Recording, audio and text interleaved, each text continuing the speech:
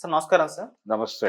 Sir 'Pushpa 2' release అయ్యి ఎటువంటి records break చేసిందో మనందరికీ తెలిసిందే. 1800 కోట్లకు పైగా వసూలు సాధించింది. 'బాహుబలి 2' రికార్డ్స్‌ని కూడా బ్రేక్ చేయడం మనం చూసాం. అయితే ఈ సినిమాకి సంబంధించి ఇంకొద్దిగా ఎక్స్‌ట్రా 20 మినిట్స్ ఫుటేజ్‌ని యాడ్ చేసి మరోసారి ఈ 15 నుంచి రిలీజ్ చేయబోతున్నారు సార్. మరి ఇది ఇంకా కాస్త అంటే బూస్ట్ అయ్యే అవకాశం ఉంది. అంటే ఈ సంక్రాంతికి రిలీజ్ అయిపోయే సినిమాల్లో గేమ్ చేంజర్‌కు మనం కాస్త మిక్స్డ్ టాక్ రావడం చూసాం. 'డాకు మహారాజ్' కాస్త పాజిటివ్ టాకే వచ్చింది. ఇక సంక్రాంతికి వస్తున్నాం ఎలా ఉంటుందో చూడాలి. మరి ఈ సినిమాల ప్రభావం పైన ఈ 'పుష్ప' ఏమన్నా ప్రభావం చూపించే అవకాశం ఏమన్నా ఉందా సార్? ఈ 20 మినిట్స్ ఫుటేజ్ యాడ్ చేయడం వలన?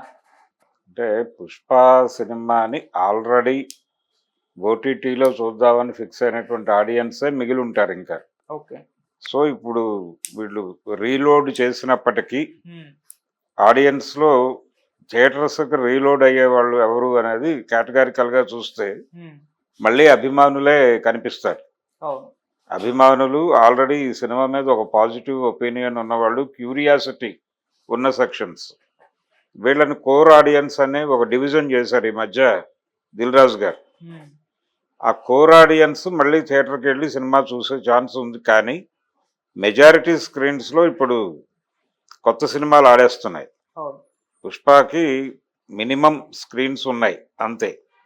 ఆ మినిమం స్క్రీన్స్ ఇక్కడ మనకి తెలుగు రాష్ట్రాల్లో కనిపిస్తున్నాయి.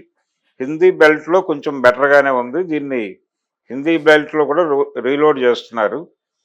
ఇది తెలుగు రాష్ట్రాల్లో ప్రభావం కంటే కూడా హిందీ బెల్ట్లో ప్రభావం ఎక్కువ వేస్తుంది అనేది వాళ్ళ అంచనా. ఆ అంచనాతోనే చేస్తున్నారు. ఇక్కడ పెద్దగా ప్రభావం వేస్తుందని వాళ్ళు అనుకోవడం లేదు. వస్తే వచ్చింది అంటే ఎంత వచ్చినా వచ్చినట్టే. ఈ ప్రయత్నాలు జనరల్గానే చేస్తారు. చాలా కాలం నుంచి ఉంది ఇది. ఇలా రీలోడ్ చేయటం అనేది సినిమా రిలీజ్ అయిపోయిన తర్వాత కరెక్షన్స్ చేయటం అనే కార్యక్రమం ఇండస్ట్రీ చేస్తుంది. దాంతోపాటు కొంత టైం గడిచిపోయిన తర్వాత, సినిమా నడక అయిపోయిన తర్వాత కొంచెం తగ్గుతోంది క్రౌడ్ అనుకున్నప్పుడు ఇలాంటివి కొన్ని కలిపి సినిమాని మళ్ళీ రీలోడ్ చేయటం అనేది కూడా మనకి సాంప్రదాయంగా వస్తున్నది. గతంలో ఏం చేసేవాళ్ళు అంటే 100 days దాటిపోయిన తర్వాత ఏ 125 డేనో కొంచెం కలెక్షన్స్ డౌన్ అవుతూ ఉండేవి. అంటే థియేటర్ల రెంట్ రాని పరిస్థితికి కూడా వెళ్ళేవి. ఆ కండిషన్కి వెళ్లకుండా మళ్ళీ బూస్ట్ చేసి 150 దాకా నడిపించడానికి 175 days టార్గెట్గా నడిచేవి ఆ రోజుల్లో సినిమాలు. నడిచేటప్పుడు వీళ్ళు ఏం చేసేవాళ్ళు అంటే శతదినోత్సవం జరిగేది కదా, ఈ శతదినోత్సవం మొత్తాన్ని షూట్ చేసి ఎవరెవరు ఏం మాట్లాడారో అదంతా ఒక 2-3 రీళ్లు చేసి ఆ 2 రీళ్లని యాడ్ చేసి పోస్టర్ వేసేవాళ్ళు. శతదినోత్సవ రీలు ప్రత్యేకంగా ప్రదర్శితం అవుతుంది ఈ సినిమా ఆడుతున్నటువంటి థియేటర్లో అనగానే అది చూడటానికి వెళ్ళేవాళ్ళు. ఈ 100 days ఫంక్షన్ ఎలా జరిగిందో చూడటానికి సాధారణ ప్రేక్షకులు కూడా మళ్ళీ వెళ్ళేవాళ్ళు థియేటర్కి. సో అదొక అదనపు క్రౌడ్ని రాబట్టేది, అదొక అదనపు కలెక్షన్.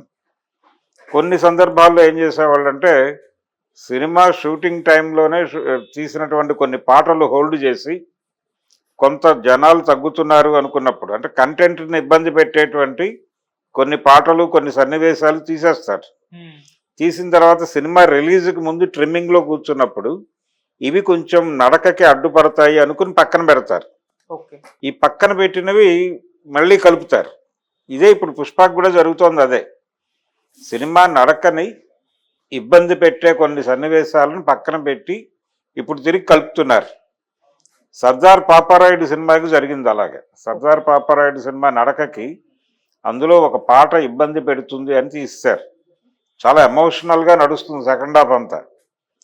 ఆయన స్వతంత్ర సమర యోధుడు, జైలు నుంచి బయటకు వచ్చి తన క్యారెక్టర్ అసాసిన్ చేసిన వాళ్ళని టార్గెట్ చేసి పగ తీర్చుకునేటువంటి కార్యక్రమంలో ఎన్టీఆర్ క్యారెక్టర్ నడుస్తూ ఉంటుంది. ఆ టైంలో ఐటెం సాంగ్ అవసరం అనే ఉద్దేశంతో తీస్తారు. క్రాంతి కుమార్ గారు నడకని ఇబ్బంది పెడుతుంది, ఇది ఆ ఎమోషన్ అలా క్యారీ అవ్వటం మంచిది అనడంతో ఆ పాట తీసి పక్కన పెట్టారు. సినిమా 100 days కంప్లీట్ అయిపోయిన తర్వాత ఈ శతదినోత్సవ రీలు కలిపారు. దాంతోపాటు ఇంకొంచెం లాగటానికి ఆ కట్ చేసిన ఐటమ్ సాంగ్ని మళ్ళీ కలిపి మళ్ళీ పోస్టర్లు వేసారు. జనాలు వెళ్ళారు అది చూడటానికి. జ్యోతిలక్ష్మి చీర కట్టింది అనే పాట ప్రత్యేకంగా ప్రదర్శించబడును అని పోస్టర్లు వేస్తే అది చూడటానికి వెళ్ళిన జనాలు ఉన్నారు, ఎక్కడ ప్లేస్ చేశారు అని. ఓకే. అలాగే చిరంజీవి గారి చూడాలని ఉంది సినిమాకి ఆయన కోసం అంటే ఈ చూడాలని ఉంది సినిమాకి ముందు ఇద్దరు దర్శకులతో అశ్విని దత్ గారు 2 సినిమాలు చిరంజీవితోనే అనౌన్స్ చేసి 2 పాటలు షూట్ చేశారు. ఒకటేమో రామ్ గోపాల్ వర్మ చిరంజీవి కాంబోలో ఒక సినిమా అనౌన్స్ చేసి శ్రీలంకలో ఊర్మిళ చిరంజీవుల మీద ఒక పాట షూట్ చేశారు. అది మణిశర్మ గారు మ్యూజిక్ చేసిన మొదటి పాట యాక్చువల్గా. అది మొదటి సినిమా అయి ఉండాలి ఆయనకి. ఆ సినిమా వర్కౌట్ కాకపోవడంతో అది జరగల. ఆ పాట మాత్రం షూట్ అయింది. ఆ పాటను ఎడిట్ చేసి 100 days తర్వాత ఇందులో వాడారు.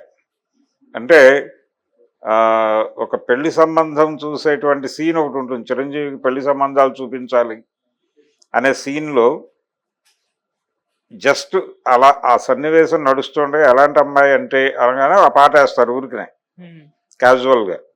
జనం చూసి ఎంజాయ్ చేశారు. ఊర్మిళ చిరంజీవి కాంబినేషన్ పాట అనగానే జనం చూశారు. అదొక యాడెడ్, అది కొంచెం మౌత్ టాక్ స్ప్రెడ్ అయింది, జనం చూశారు. అదే సినిమాకి ముందు వర్మతో క్యాన్సిల్ అయిన తర్వాత సంగీతం శ్రీనివాసరావు గారు చిరంజీవి కాంబోలో ఒక సినిమా అనౌన్స్ చేసి అశ్విని దత్ గారే అనౌన్స్ చేసి ఇళయరాజాని మ్యూజిక్ డైరెక్టర్గా పెట్టుకుని దానిలో టబు హీరోయిన్ ఒక పాట షూట్ అయింది. ఆ పాట షూట్ అయిన తర్వాత సినిమా ఆగిపోయింది, ముందుకు నడవలేదు. అది ఒక రకమైనటువంటి ఫ్యాంటసీ సినిమా.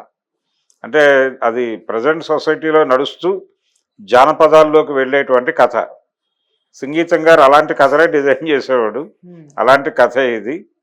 ఆ సినిమా కూడా ఏ కారణం చేత ముందుకు నడవకపోవడంతో ఆ పాటని కూడా చూడాలని ఇందులో ఒక 15 రోజులు ఇది, ఓ 15 రోజులు అది పెట్టేసి కథను నడిపారు. సినిమా నడకని మార్చినాయి.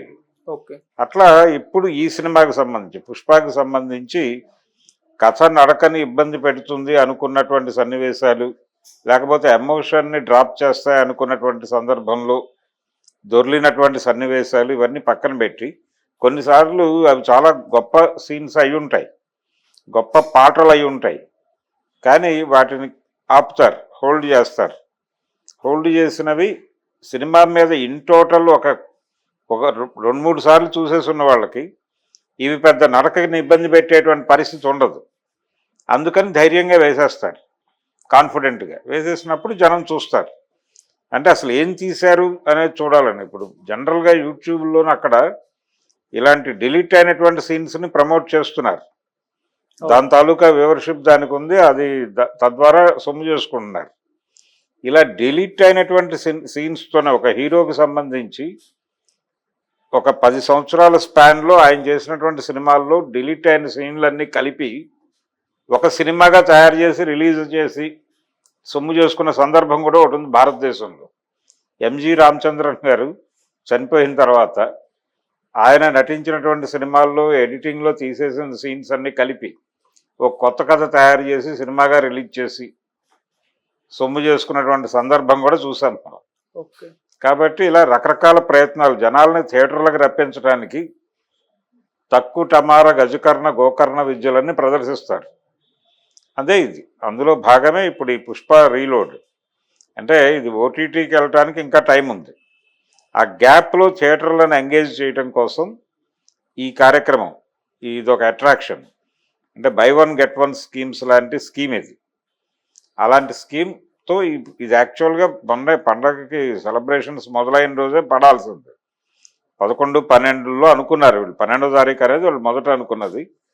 అయితే అల్లు అరవింద్ గారు ఇంటర్వ్యూన్ అయ్యి పండగ సినిమాలను ఇబ్బంది పెట్టద్దు, మనం వాటి హడావిడి వాటిని నడవనివ్వండి, 17వ తారీఖుకి అవి ఒక స్థిరీకరణ పొందుతాయి, అప్పటికి చివరి సినిమా రిలీజ్ అయ్యి కూడా 3 days అవుతుంది. సో అవి స్థిరీకరణ పొందిన తర్వాత మనం సినిమాని రీలోడ్ చేసి వేయటం పద్ధతిగా ఉంటుంది, గౌరవప్రదంగా ఉంటుంది అని కన్విన్స్ చేసి 17కి షిఫ్ట్ చేశాడు. సో 17 నుంచి రీలోడెడ్ వెర్షన్ పుష్ప చూస్తారు థియేటర్లకు వెళ్ళిన జనాలు. దీనికి పబ్లిసిటీ చేస్తారు బలంగా. ఈ పబ్లిసిటీ ప్రభావంతో మళ్ళీ ఒకసారి లేచాటు వెళ్తారు. ఈ సంక్రాంతి సినిమాల్లో ఏదైనా ఒకటి డ్రాప్ అయితే, రెండో డ్రాప్ అయితే స్క్రీన్ స్పేస్ దొరుకుతుంది దానికి. దొరికినప్పుడు ఆడియన్స్కి కూడా ఒక రిలాక్సేషన్ కోసం, ఆల్రెడీ ప్రూవ్డ్ సినిమానే అది, ప్రూవ్డ్ సినిమాలో యాడెడ్ సీన్స్ చూడటం అనేది ఒక క్యూరియాసిటీ. ఆ క్యూరియాసిటీ మీద వెళ్ళే ఆడియన్స్ డెఫినెట్గా ఉంటారు, వాళ్ళు వెళ్తారు, ఓకే. వాళ్ళు చూస్తారు, ఆ డబ్బులు వచ్చేస్తాయి. ఆ డబ్బుల కోసం బయ్యర్స్ని ఇంకొంచెం సేఫ్ జోన్లోకి తీసుకెళ్ళటం కోసం, ఇంకొంచెం ప్రాఫిటబుల్గా మార్చడం కోసం కొన్ని ఏరియాల్లో అది పూర్తి స్థాయిలో వసూళ్లు రాబట్టని పరిస్థితి కూడా ఉంది. తమిళనాడులో అది పెద్దగా ముద్ర వేసింది ఏమీ లేదు. కంపారిటివ్గా ప్రత్యేకంగా పుష్పకి రికార్డు కలెక్షన్స్ మరొకటో రాలేదు, కొద్ది మేరకు నష్టం మిగిల్చింది అక్కడ. ఇలాంటి చోట్ల ఏంటంటే మళ్ళీ ఒకసారి జనాలు వస్తే ఆ నష్టం పుడుతుంది అతనికి, ఆ బయ్యర్కి. అలా ఇది బహుళార్థకంగా అనేక విధాలుగా ఆలోచించి చేసే కార్యక్రమం. అది వర్కౌట్ అవుతుందనే అనుకుందాం. 2000 crores మార్క్ ఏదైతే ఉందో అది రీచ్ అయ్యే అవకాశం ఉందా సార్? రీచ్ అవుతుందా లేదా అనేది చూడాలి. అంటే దానికి 200 కోట్లు కావాలి. ఇంకా 200 కోట్లు వీటితో పూల్ చేయగలరా అనేది డౌటే. 60-70 లాగేసినా చాలు, 70 నుంచి 80 లాగినా చాలు, కొంతమంది బయర్స్ బయటపడిపోతారు. ఆ మేరకే నడుస్తుంది, అంతకు మించి వెళ్ళే అవకాశం లేదు. ఓటీటీ కోసం ప్రిపేర్ అయిన వాళ్ళు ఓటీటీలో ఎలాగో రీలోడెడే పెడతారులే, అప్పుడు చూద్దాం అనే మూడ్లోకి వెళ్ళిపోతారు. అందుకని మొదట ఓపెనింగ్ టైంలో ఎవరైతే థియేటర్ల వైపు పరిగెట్టారో వాళ్ళే వెళ్తారు ఇప్పుడు మళ్ళీ.